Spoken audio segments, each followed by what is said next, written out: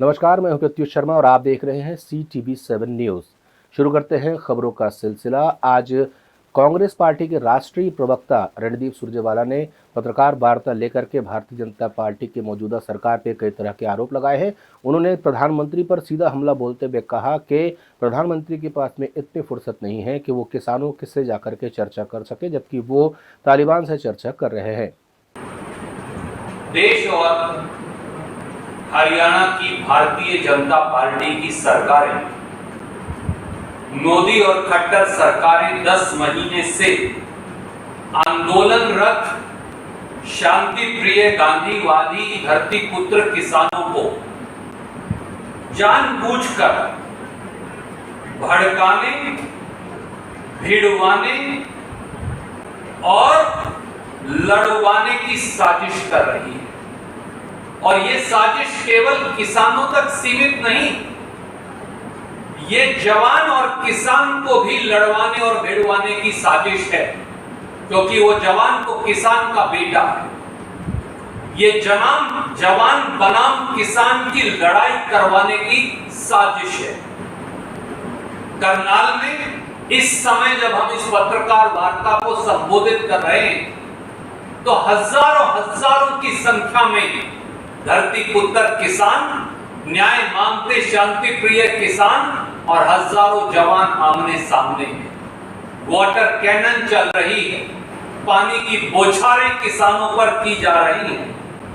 मोदी जी, खट्टर साहब, जब आप दोहा जाकर तालिबान से बात कर सकते हैं, तो देश के धरती पुत्र अन्नदाता किसान से क्यों नहीं, जो इस देश का पेट पालता है और प्रधानमंत्री के घर से 10 महीने से 20 किलोमीटर दूर बैठा है, दिल्ली की सीमा पर, जिसे आप दिल्ली आने की इजाजत नहीं देते।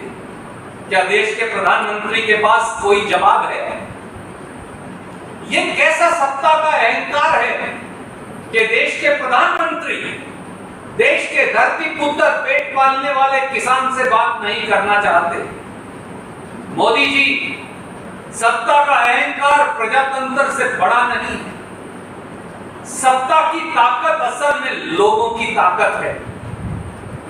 दुनिया के इतिहास का सबसे लंबा, सबसे संगठित, सबसे अनुशासित और सबसे गांधीवादी आंदोलन हिंदुस्तान के किसानों का आंदोलन है, जो 10 महीने से दिल्ली की चौखट पर न्याय मांगने के लिए बैठे। इधर छत्तीसगढ़ में आज कैबिनेट की बैठक आयोजित की गई थी। मुख्यमंत्री की अध्यक्षता में हुई इस बैठक में कई महत्वपूर्ण फैसले लिए गए हैं। हम आपको बता दें कि मंत्रिमंडल की बैठक में आज मुख्य रूप से अतिरिक्त जेल अधीक्षक के पद को स्वीकृति दी गई है। वहीं प्रदेश में कोदो, कुटकी और रागी के उत्पादन में बढ़ोतरी के लिए 177 करोड़ रुपए का प्रावधान किया गया है। वहीं छत्तीसगढ़ महतारी दुलार योजना को भी मंजूरी दी गई है और कक्षा पहली से लेकर के 8वीं तक के बच्चों को 500 रुपये और 9वीं से लेकर के 12वीं तक के बच्चों को 1000 रुपये की सहायता प्रदान करने का फैसला लिया गया है। CTV7 से चर्चा करते हुए मंत्री मोहम्मद अकबर ने कैबिनेट के फैसलों की जानकारी दी। छत्तीसगढ़ महतारी दुलार योजना में जो इसके पहले घोषणा हो चुकी है कि 1 से 8वीं तक का 500 रुपया और 9 से लेके 12वीं तक के लिए जो 1000 रुपये दिया जाना है, तो वो इसको योजना के रूप में लागू करके और इसको उनको हितग्राहियों को प्रदान करने की बात सहमति बनी है।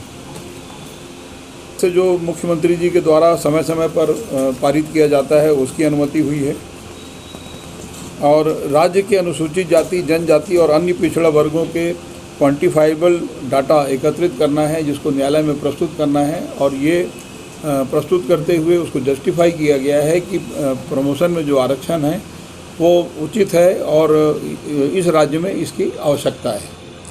इधर धर्मांतरण का मुद्दा अब छत्तीसगढ़ की राजनीति का मुख्य मुद्दा बनते जा रहा है। हम आपको बता दें कि जब से पादरी की पिटाई हुई थी थाने के अंदर, उसके बाद से पूरा मामला गर्मा गया है, क्योंकि जहां एक और भारतीय जनता पार्टी के कार्यकर्ता चाहते हैं कि धर्मांतरण पूरी तरीके से रोका जाए, वहीं दूसरी ओर संवैधानिक कानूनों का हवाला देकर के धर्मांतरण रोकने में यहां की सरकार विफल नजर आ रही है। ये कहना है भारतीय जनता पार्टी के कार्यकर्ताओं का।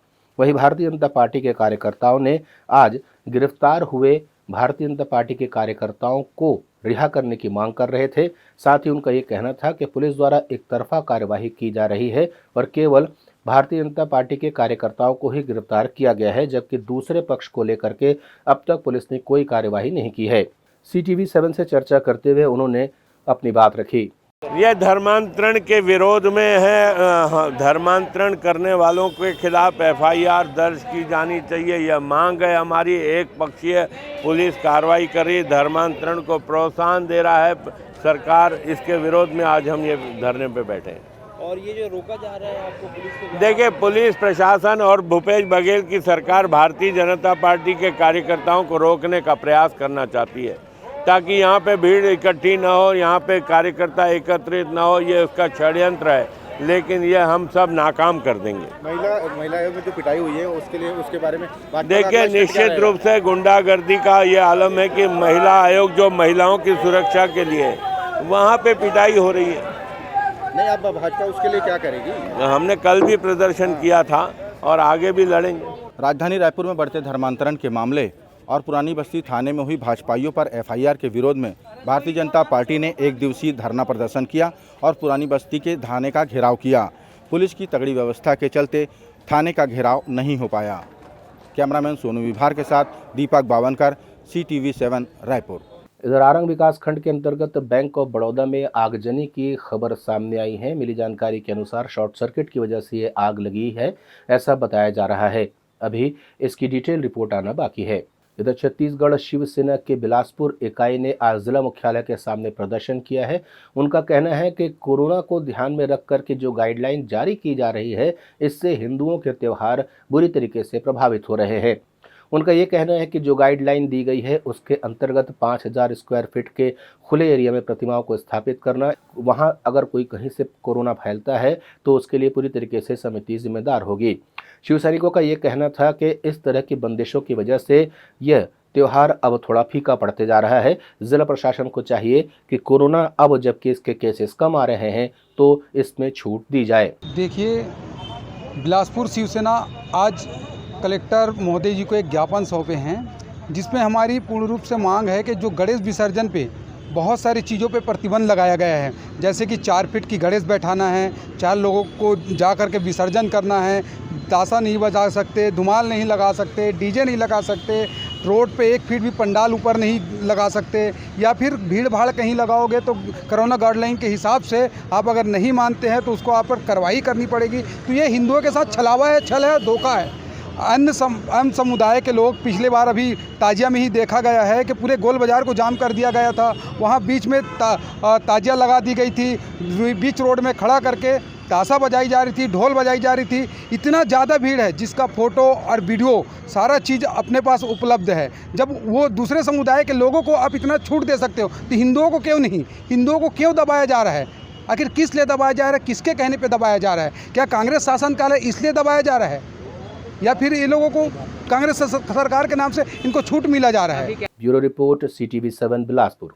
2017-18 के पुलिस बल अभ्यर्थियों की नियुक्ति अब तक नहीं हुई है, जिसको लेकर के लोगों में आक्रोश देखा जा रहा है। अभ्यर्थियों का कहना है कि सरकार को जल्द से जल्द इस पर कोई न कोई ठोस कदम उठाना चाहिए।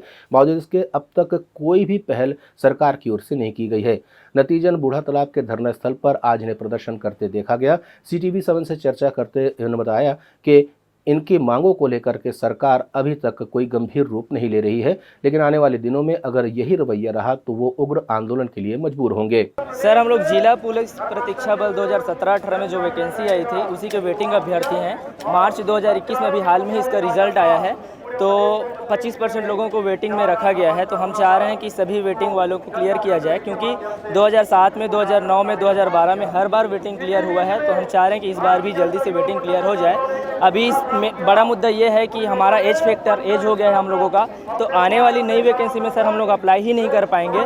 तो हम चाह रहे हैं कि 4 साल मेहनत करके यहाँ तक पहुँचे, तो उसी वेटिंग को पहले क्लियर किया जाए, उसके बाद नई वैकेंसी निकाली जाए।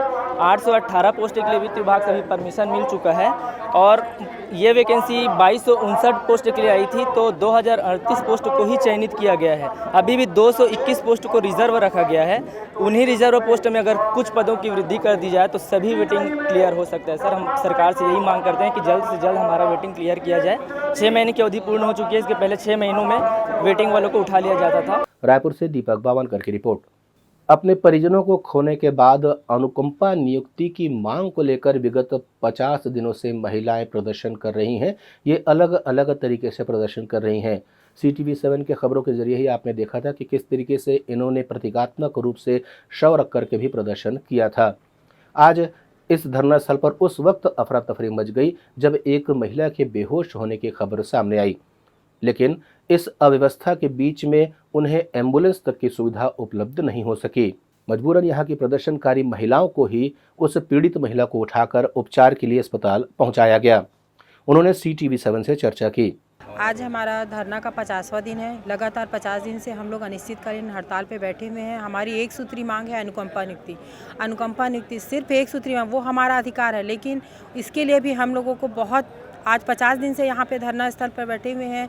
इस तरह खुले आसमान के नीचे लगातार पानी भी गिर रहा है और उसके बाद हम लोगों की तबीयत भी ख़राब होते जा रही है दिन पे। आज तो एक हमारी बहन की हालत ऐसी हो गई कि वो तुरंत बेहोश हो गई और मेडिसिन हम लोग अपना ले भी रहे हैं, लेकिन उसके बावजूद भी खाने पीने सब चीज़ का दिक्कत होता है। और टाइम बे टाइम सुबह से हम लोग आने जाने के चक्कर में सुबह से जो खा के आते हैं सीधा शाम को खाने जाते हैं। इस तरह से हम लोगों को रहता है। उसके बावजूद हम लोग बच्चों को भी अपने घर में छोड़ के आए हैं। अब 50 दिन तक कितना व्यवस्था करके रखेंगे? हम कमाने वाले यहाँ पे बैठे हैं, उसके बावजूद भी सरकार हमारे तरफ किसी प्रकार का ध्यान नहीं दे रही है। CTV7 के लिए रायपुर से दीपक बावनकर। CTV7 की खबरों में फिलहाल इतना ही। नए समाचारों को लेकर आपसे कल फिर होगी मुलाकात। तब तक मुझे यानी प्रत्युष शर्मा को दे अनुमति। नमस्कार।